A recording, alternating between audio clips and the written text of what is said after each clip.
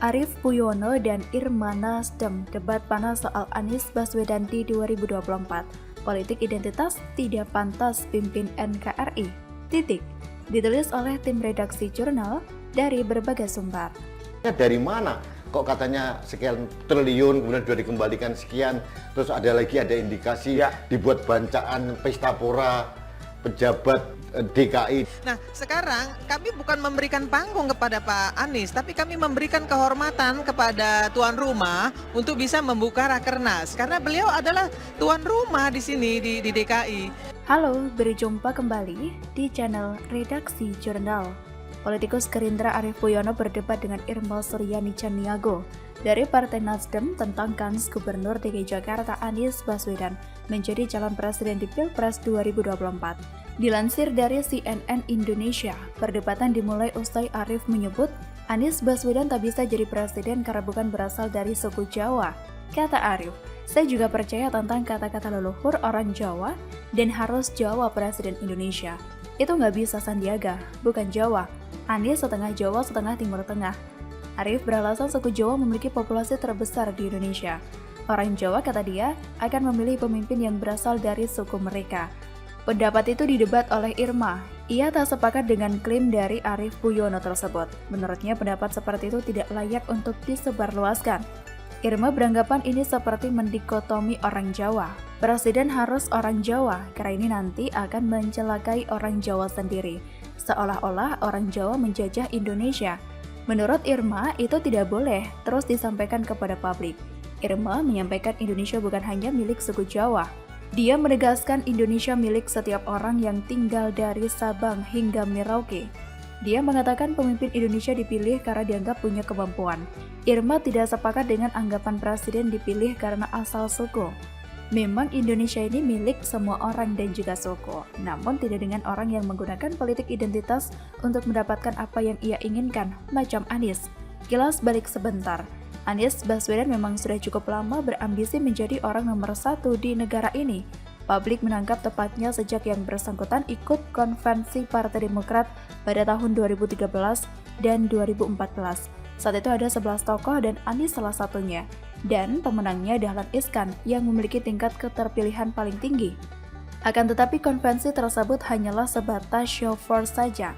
Faktanya Pilpres pada tahun 2014 nyatanya hanya Prabowo Subianto dan Joko Widodo yang naik pentas. Dan dari 10 tokoh di atas, hanya Anies Baswedan yang masih bertahan di pentas nasional sampai saat ini.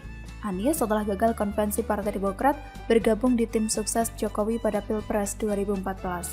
Sebagai ganjarannya sesaat setelah Jokowi menang, Anies didapuk menjadi Menteri Pendidikan. Tapi sayang, ambisi Nyapres rupanya terus membara di dalam dada. Disinyalir selama menjadi Mendikbud justru digunakan untuk bangun network, sehingga dipandang tidak sesuai dengan keinginan Presiden Jokowi yang ingin memiliki formasi para pembantu yang fokus untuk negeri, bukan untuk kepentingan pribadi. Bahkan pada pilgub yang diikuti oleh Anies Baswedan, politik identitas begitu kental. Sasarannya, Ahok yang memang beragama Nasrani plus keturunan Tionghoa atau Cina. Dan ketidaksukaan terhadap Ahok dibangun secara brutal sampai akar rumput. Puncaknya, pidato Ahok di Kepulauan Seribu menjadi pemicu. Narasi dibuat dengan berbagai macam variasinya, di-blow up dengan dahsyat. Singkat kata, Ahok kalah dan sampai akhirnya masuk penjara setelah demo berjilid-jilid oleh sekelompok ormas dan juga gabungan dari berbagai elemen masyarakat yang sudah terbakar nalarnya selain isinya kebencian. Miliaran duit rakyat menguap sia-sia tiap kali mereka demo untuk biaya pengamanan. Anies Baswedan pun mulus dilantik menjadi Gubernur DKI Jakarta pada Oktober 2017. Dengan senyum rekah, pidato pertamanya membuat kontroversial dengan menyebut pribumi. Akhirnya menjadi viral di mana-mana. Seolah Anies sedang menarasikan jika naiknya dia menjadi gubernur, dipahami kesuksesannya mengalahkan non-pribumi yaitu Ahok. Entah apa yang ada di benaknya. Anies dengan sangat pede bicara pribumi. Padahal seluruh dunia juga tahu kalau wajah Anies Baswedan bukanlah orang Melayu atau orang Indonesia, tapi wajah Arab. Atau dengan kata lain, keturunan Anies bukan mencerminkan isi pribumi. Kendati belakangan ada survei atau penelitian jika orang Indonesia campuran dari berbagai ras, tapi terlepas dari apapun itu, wajah Anies kental dengan Arab. Titik. kejadian di Pilgub DKI Jakarta mungkin justru menjadi karma buat Anies Baswedan. Siklus akan berulang, politik identitas akan menghantam Anies dan juga timnya. Faktanya Anies nenek moyangnya keturunan dari kaum Hadramaut Yaman, dan ini tidak perlu diperdebatkan karena faktanya memang demikian. Melalui sisi ini, Anies dan tim sudah kalah secara psikologis.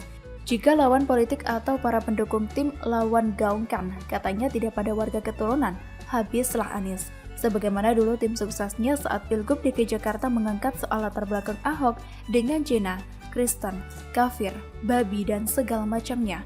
Selain itu, kedekatan Anies Baswedan dengan Ormas terlarang juga menjadi salah satu jalan sulit bagi Anies Baswedan dan timnya.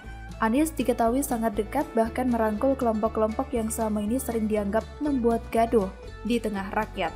Kelompok seperti XFPI dan turunannya menjadi bukti.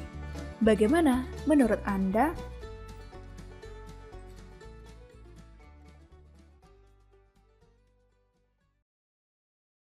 Halo, berjumpa kembali di channel Redaksi Jurnal. Anies mulai menjaga jarak dari kelompok 212, bukti bermanuver hanya untuk ngebetnya pras, ditulis oleh tim Redaksi Jurnal dari berbagai sumber.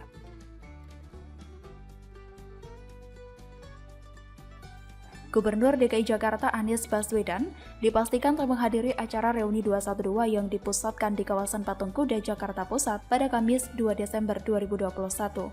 Dilansir dari Kompas, Anies lebih memilih menghadiri acara penandatanganan perjanjian kredit pembiayaan bagi pelaku usaha mikro di Balai Agung Balai Kota DKI Jakarta. Ia terlihat hadir dalam acara yang diinisiasi Permodalan Nasional Madani atau PNM pukul 10.15 waktu Indonesia Barat pada Kamis, saat sebagian masa 212 sudah berkumpul di sekitar Patung Kuda. Ini adalah kedua kalinya secara berturut-turut Anies tak menghadiri acara yang digelar setiap tanggal 2 Desember itu.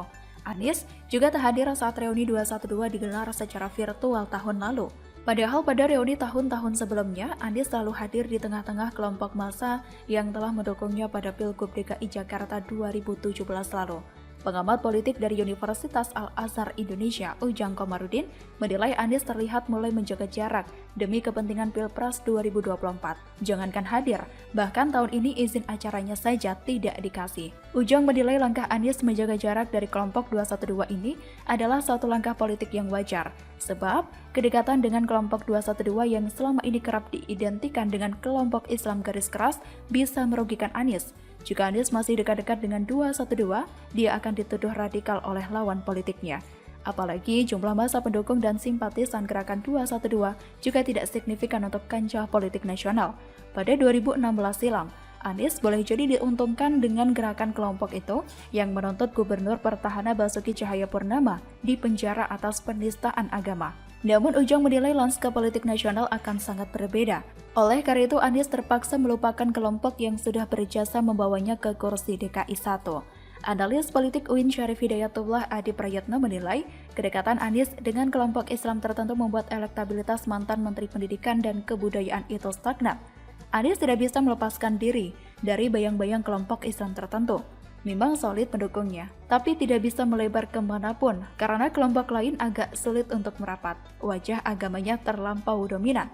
Oleh karena itu Adi menilai wajar juga belakangan Anies berupaya memoles dirinya agar terlihat pro keberagaman. Ini ditunjukkan Anies saat bertemu dengan Ketua Perwakilan Wilayah Nahdlatul Ulama Jawa Timur, Marzuki Mustamar.